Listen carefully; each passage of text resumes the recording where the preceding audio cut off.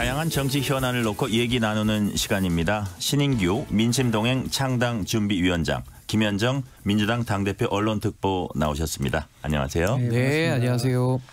김현정 특보 나오셨으니까 오늘은 민주당 얘기부터 할게요. 네.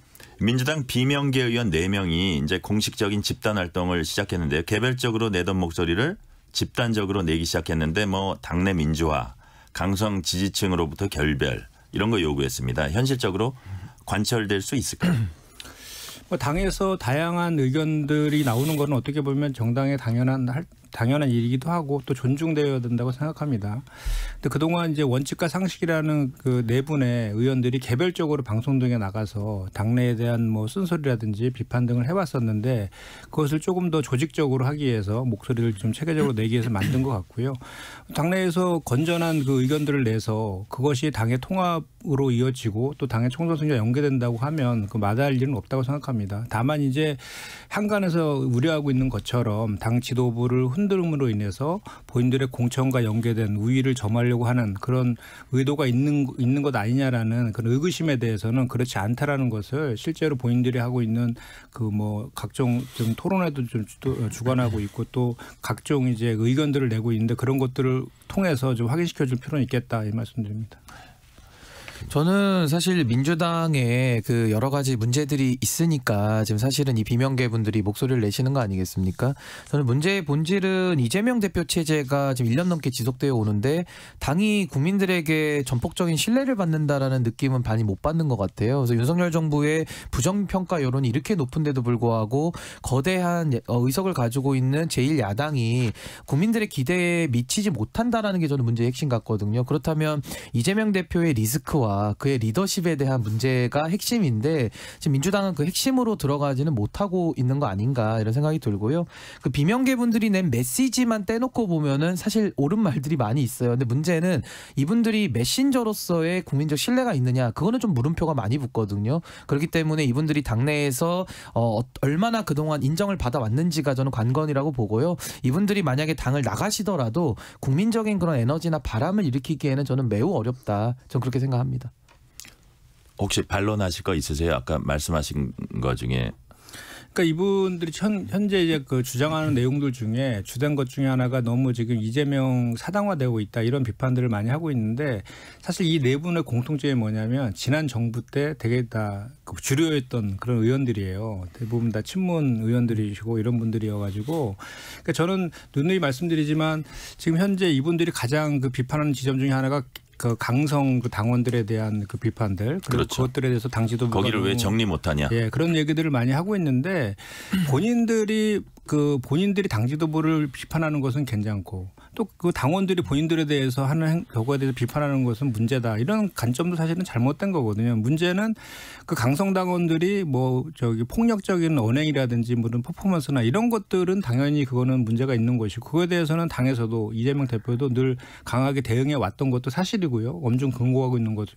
그런데 의견을 내는 건 가능한 거거든요. 그러면 오히려 그분들과의 소통을 통해서 그런 문제를 간극들을 좁히는 그런 노력들은 얼마나 했느냐에 대한 또 비판도 같이 있을 수 있는 거거든요. 그렇기 때문에 중요한 것은 이분들이 우리 당의 총선 승리를 위해서 당이 변해야 된다라고 주장하고 있는 만큼 그것이 진정성 있다는 것을 실제로 보여줄 필요가 있다. 그렇지 않으면 본인들이 이번에 그 공천 과정에서 사실 그분들이 지금 있는 지역구에 경쟁자들이 다 또 가 있어요. 근데 그것이 본인들은 그것이 마치 자객 공천인 것처럼 이야기하고 있지만 그렇지 않거든요.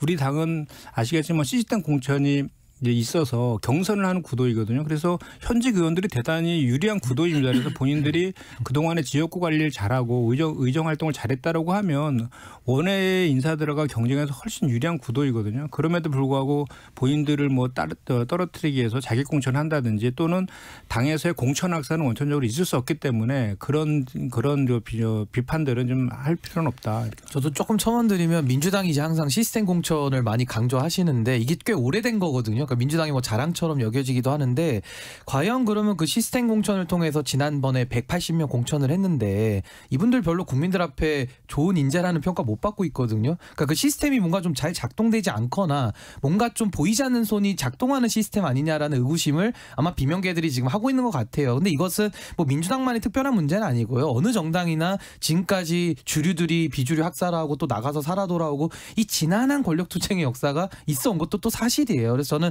뭐 특별할 일은 아니다 이렇게 보는데 안타까운 것은 지금 소위 말하는 그 비명계 네 분으로 상징되는 분들 뭐 이상민 의원까지 하면 5분 정도 되는데 이분들이 어떤 당내에서 노선 투쟁을 하거나 어떤 비전과 가치를 가지고서 국민들의 힘을 얻어서 싸운 것이 아니라 말 그대로 그냥 권력 게임, 권력 투쟁 그 안에서의 헤게모니 싸움으로 국민들에게 비춰지는 거거든요. 그러니까 쉽게 말해서 이재명 대표 체제를 그냥 인정 안 하는 것처럼 당내에서 인식이 되기 때문에 문제인 것이고 그럼 이분들이 국민적 지지라도 있으면은 나와서라도 뭘 하면 되죠. 근데 나올 힘도 없는 거예요. 그러니까 그분들은 당내에서 목소리를 지금 내는 이유는 우리를 외면하지 말아라.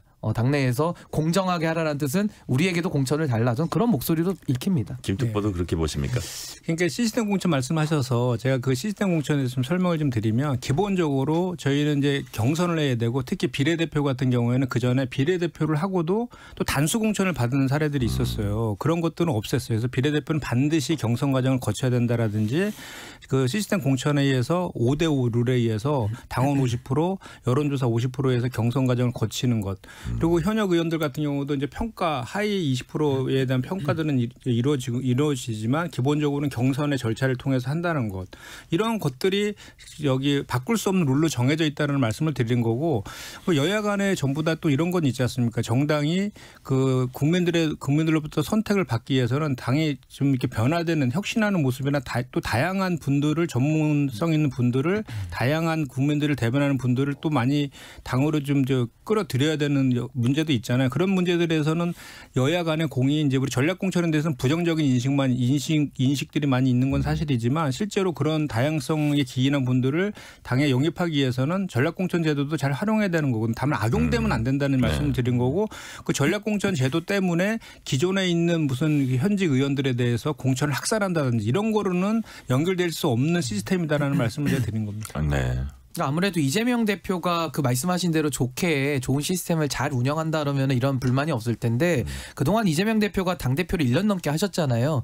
그 1년 동안에 당의 대표로서 보여줬던 리더십에 대한 불신, 그 평가로서 또 해석할 여지도 있다. 저 그렇게 봅니다. 예, 국민의힘에서 이제 나오셨기 때문에 제가 국민의힘 얘기하면 그런데 김기현 대표는 지금 뭐 대표인지 국민의힘은 누가 대표인지 도저히 모르겠어요. 맞습니다. 그래서 그거에 비하면 그래도 민주당은 잘 안정을 찾아가고 있다. 뭐 양당이 비슷하죠. 뭐. 그러니까 신 위원장께서는 뭐 그분들이 탈당을 안 할 거다, 뭐 탈당할 힘도 없다는 표현을 쓰셨는데 김특보께서는 어떻게 보세요? 탈당 가능성? 특히 이제 이상민 의원 같은 경우는 뭐 12월 초에 결정한다 이런 얘기까지 했거든요.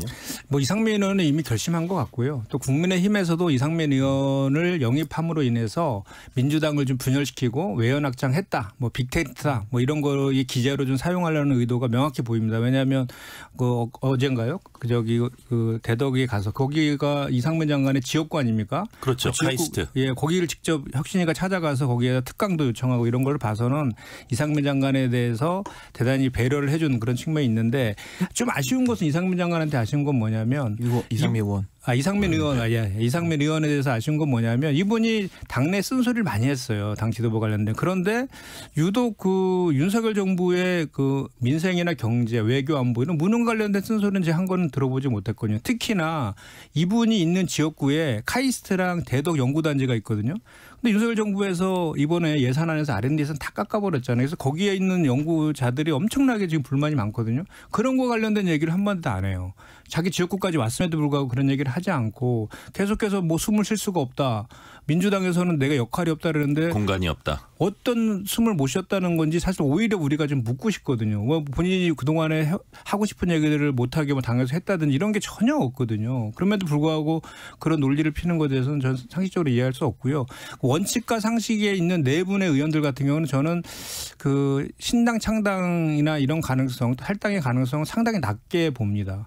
왜냐하면 그분들이 지금 뭐 예를 들어서 좀 전에 우리 그 신 변호사께서 얘기했지만 그 국민들의 그분들이 주장하는 내용들에 대해서 국민들의 뭐 공감대를 얻고 있거나 이런 건 없거든요. 오로지 그냥 이재명 대표에 대한 공격으로 일관했었거든요. 그런 것들이 뭐 신당이라든지 뭘 만들기 위해서 뭔가 가치가 있어야 되고 뭔가 요구사항들이 있어야 되는데 그냥 이재명 대표에 대한 요구만 가지고 어떻게 당을 만들어 성공할 수 있겠습니까? 그래서 이분들 같은 경우에는 아까도 제가 말씀드렸지만 자꾸 이제 그 제가 드리는 말씀들이 아니라 당내의 시각들이라든지 또는 그 많은 당원들이나 지지자들 그리고 국민들의 시각에서 봤을 때에는 이분들은 그냥 반명하는 거 아니냐라는 그 프레임 밖으로 이렇게 그거를 깨지를 못하고 있는 한계가 분명히 있는 것 같아요. 그래서 그런 문제들은 아까도 제가 말씀드렸지만 그런 것들을 당내에서 정말로 건전하게 당을 좀 혁신하고 변화시키는 역할을 본인들이 하려고 하면 본인들의 언행도 본인들의 주장뿐만 아니라 상대방의 주장도 좀 받아들이면서 이렇게 좀 합의점을 찾아가는 그런 것들이 필요하다고 보고 또 당도 총선에서 승리하기 위해서는 우리가 혁신도 중요하지만 반드시 통합해야 되거든요. 그래서 당 지도부도 뭐 이재명 대표뿐만 아니라 당 지도부도 이분들의 의견들을 포용할 수 있는 범위 내에서 최대한 포용하는 그런 모습들이 좀 필요하지 않을까 생각합니다. 이분들이 이제 그동안은 개별적으로 발언을 많이 했잖아요. 방송에 나와서나 이렇게. 근데 그런 것들이 자기네들은 충분히 얘기했는데 그 귀를 기울이지 않았다. 이렇게 또 인식을 하고 있더라고요. 그리고 아울러서 시대전환 조정훈 의원이 국민의힘 입당 절차를 밟고 있고 이미 또 국민의힘 인재영입위원으로 활동을 하고 있습니다. 본래는 아무래도 이 민주당 쪽으로 정치를 시작했던 분인데 조 의원의 국민의힘 입당에 대해서 어떻게 보세요? 그러니까 우선은 김기현 대표가 뭐 슈퍼 빅텐트라는 상당히 좀 이상한 단어를 만들어내고 있는데 사실은 슈퍼 빅텐트라는 것이 그냥 권력을 탐하는 자 여기로 오라라는 뜻이거든요. 그냥 아무나 다 모아가지고 잡탕 정당을 만들겠다라는 말에 다름이 없습니다. 그래서 저는 이런 것이 만약에 국민의힘의 비전이라면은 전 국민적 심판을 자초할 수밖에 없다 이렇게 보고요.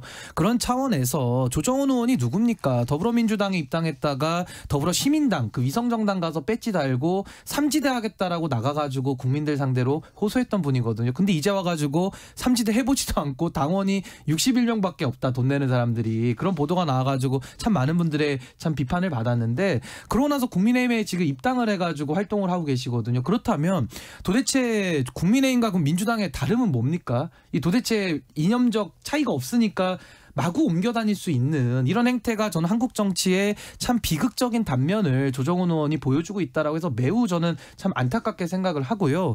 이상민 의원도 마찬가지입니다. 이분도 열린우리당에서 시작하셔가지고 자유선진당에 갔다가 또 민주당 갔다가 이제 국민의힘에 온다라는 이런 이야기를 하고 있기 때문에 사실 국민의힘 안에 뭐 정진석 의원이나 정우택 의원 같은 분들은 그 소위 말하는 자민연계 분들이 있어요. 그래서 이상민 의원하고 접점이 없다고 볼 수는 없죠. 근데 참 이런 식으로 너무 이질적인 분들이 모여서 한 당을 하다 보니까 참 대한민국의 정당 민주주의가 너무 취약하고 참 국민들이 선택할 자유를 봉쇄당하는 것이 참 비극적이다 저는 생각합니다. 이질적일 수도 있고 뭐 또 다양할 수도 있어요. 근데 이제 반대 정파 입장에서 보면은 되게 이제 뭐 괘씸할 수도 있고 뭐 그럴 건데 특보 보시기에는 어떻습니까? 근데 이분이 지금 영입이 이제 1호죠.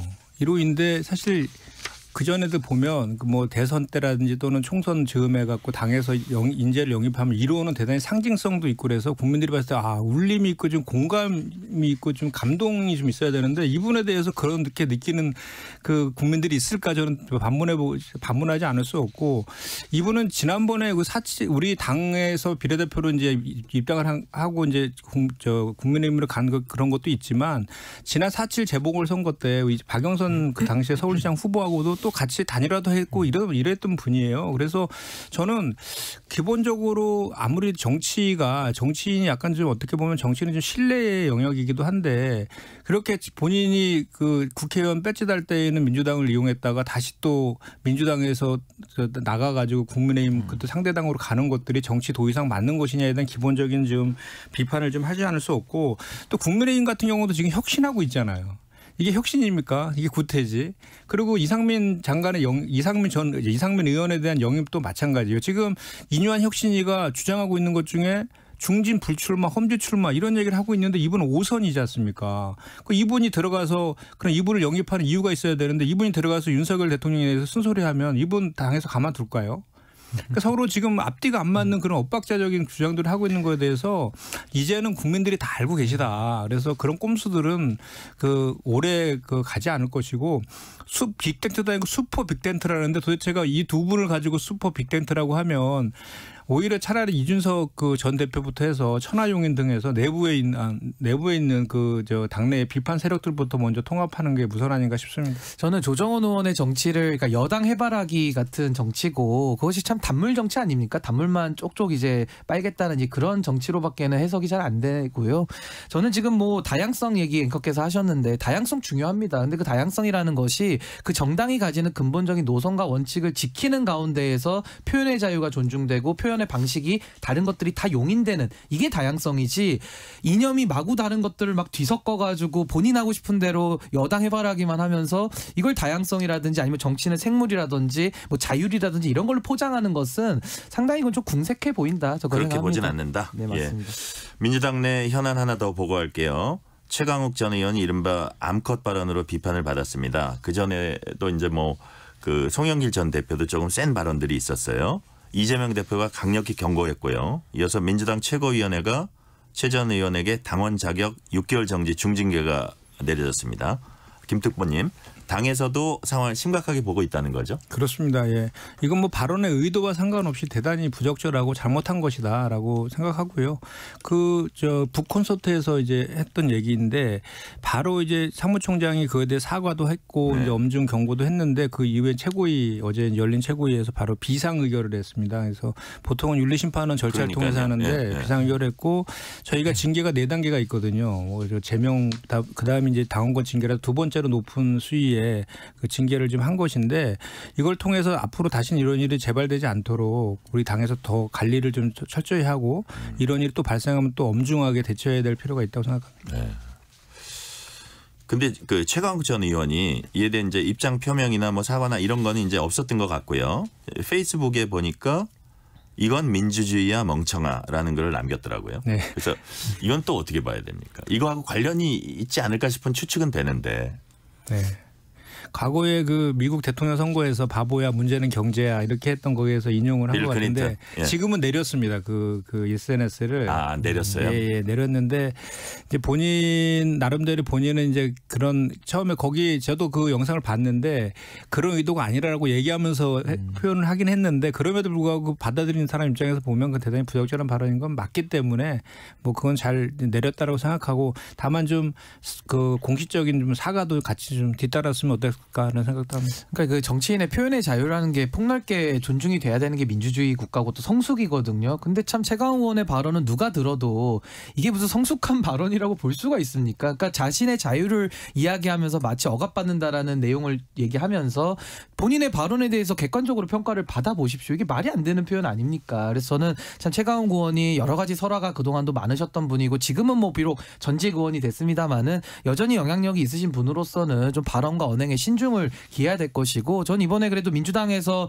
신속하게 또 이거 선을 긋고 사과하는 모습은 그건 좀 저는 좋게 평가합니다. 선거가 다가올수록 입도 거칠어지게 되는데 따라서 각 당이 아마 선거 가까워질수록 입 단속을 이제 할 거예요. 근데 그게 이제 언제 어디서 터질지 모르니까 각 당이 다 이제 부심을 하는 건데 그 이전에도 뭐 선거 직전 설화 때문에 이제 낭패 본 적도 많았잖아요. 그렇죠? 이번엔 여당 쪽 얘기로 넘어가 봅니다. 그 대구에 이어서 대전 방문 한동훈 장관의 등판이 이제 거의 기정사실화된 것 같아요. 네, 그렇습니다. 그 한동훈 장관 같은 경우는 빨리 자꾸 이렇게 장관직 유지하면서 국비 혈세 써가면서 사전선거운동 의혹받으면서 전국 돌면서 이렇게 사전선거운동 의혹받으면서 할 것이 아니라 빨리 사퇴하고 정정당당하게 총선 출마 선언하고 정치 활동했으면 좋겠다. 이런 말씀을 드리지 않을 수가 없어요. 이제 1월 11일이 이제 공직 그 사퇴 기간이거든요. 그리고 비례대표 같은 경우는 총선 30일 전까지도 사퇴하면 되기 때문에 기간이 있는데 뭐 그래서 1월 11일 이전에는 사퇴할 것이다 이런 얘기들이 있고 또 뭐 12월 초에 개각이 마지막이 있을 건데 그때는 한동훈 장관은 안 하고 12월 27일경에 이준석 신당이 뜨면은 그 12월 말 1월 초쯤에 별도로 한동훈 장관과 부각시키기 위해서 지금 국민들에게도 부각시키기 위해서 그때 할 것이다 이런 얘기들도 나오고 있는데 너무 일찍 띄우지 않고. 예. 근데 이런 얘기들 자체가 전 정말로 부적절하다고 생각해요. 왜냐하면 지금 한동훈 장관은 법무부 장관입니다. 국무위원이에요. 공직선거법상 그리고 헌법상의 정치적 중립성, 중립 의무가 있는 데인데 지금 현재 민생 경제 얼마나 어렵습니까?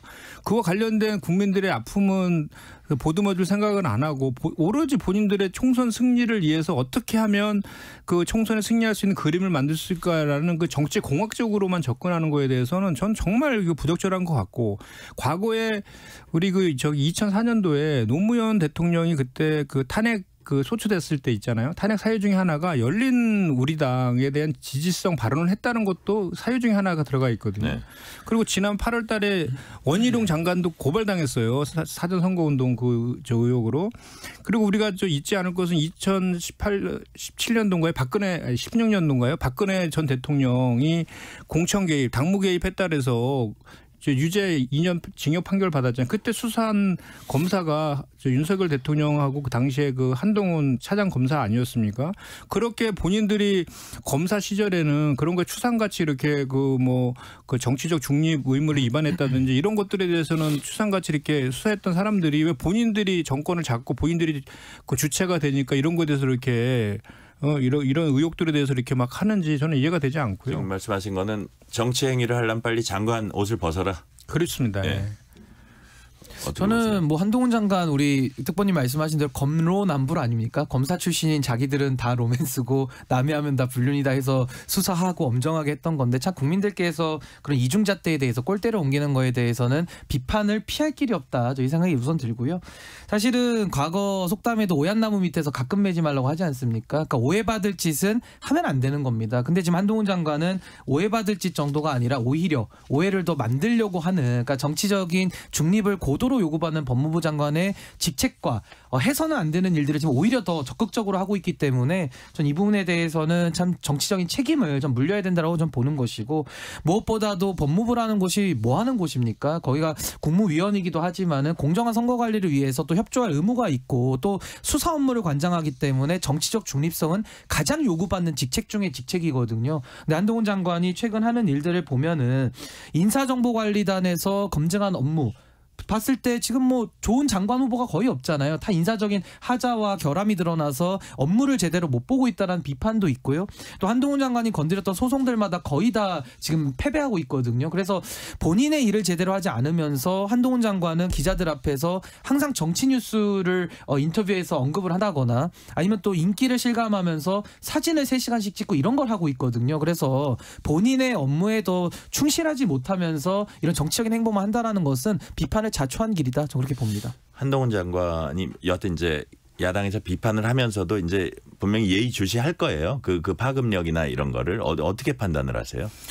일단 한동훈 장관 같은 경우는 장단점이 같이 있죠. 그러니까 이제 누가 봐도 한동훈 장관 하면 윤석열 대통령을 떠올립니다. 윤석열 대통령 정부에서 2인자다라는 것이고 같은 또 검찰 출신이고 검찰 시절에 같이 또 되게 중용을 했던 그런 캐릭터 그대로 와 있기 때문에 지금 이번 총선은 정권 심판으로 치러질 게 자명한 것인데 한동훈 장관이 등판하게 되면은 당연히 정권 심판이 강화될 수밖에 없어요. 그리고 각종 여론조사 지표를 보면 한동훈 장관이 이렇게 보수 언론이라든지 이런 데서 되게 막 그 부각을 시켜주고 이런 또 여당에서도 부각시켜주고 이런 측면이 있어서 대단히 그 국민들부터 한 대 받는 사진 찍는 거 이런 거 보면 그런 게 있지만 실제로 여론조사 결과를 보면 확장성이 없습니다. 보수 지지층 그것도 보수 지지층 중에서도 그 고연령대에서 그리고 TK라든지 경북이나 이런 쪽에서의 원래 전통적인 그 여당의 지지세가 강한 그쪽에서의 지지율만 나올 뿐이지 오히려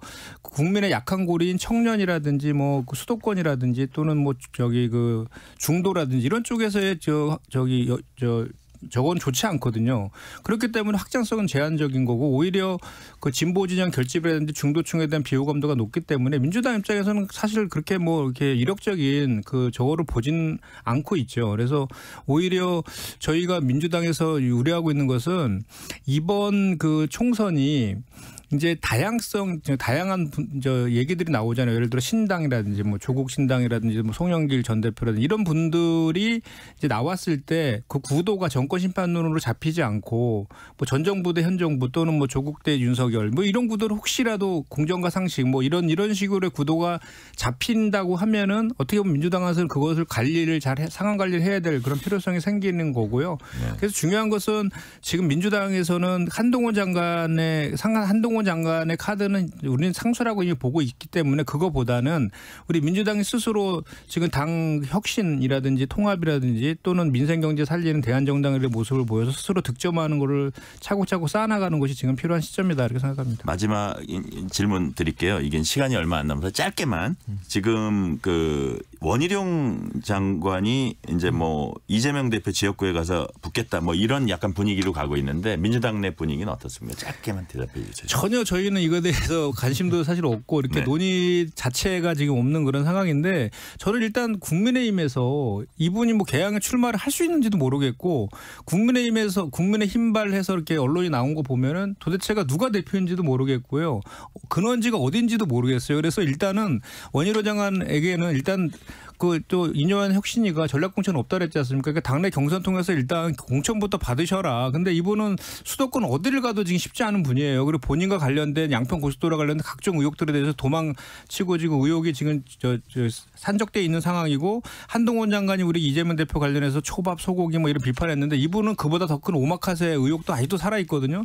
이분이 만약에 총선에 나온다라고 하면 개항에서 나올 가능성도 작지만 나와도 당선 가능성도 없을 뿐만 아니라 오히려 이분과 관련된 각종 의혹들이 국민의힘의 총선에는 악재로 작용할 것이다 저는 생각합니다. 말씀 여기까지 듣겠습니다. 신인규 민심동행 창준위원장, 김현정 민주당 당대표 언론특보 감사합니다. 네, 감사합니다. 감사합니다. 영국 찰스 3세 국왕이 그룹 블랙핑크 멤버들에게 대영 제국 훈장을 각각 수여했습니다. 훈장 수여 자리에는 영국을 국빈 방문 중인 윤석열 대통령 부부도 함께했는데요. 블랙핑크는 영국이 의장국인 UN 기후변화협약 당사국 총회 홍보대사로 활동하면서 기후변화 대응 필요성에 대한 전 세계 시민들의 인식을 높인 공로를 인정받았다고 합니다. 찰스 3세는 훈장을 수여한 뒤 블랙핑크의 실제 공연도 보고 싶다고 말했다고 하네요. 11월 23일 특집 KBS 1라디오 오늘 여기서 마칩니다. 지금까지 진행해 전종철입니다. 감사합니다.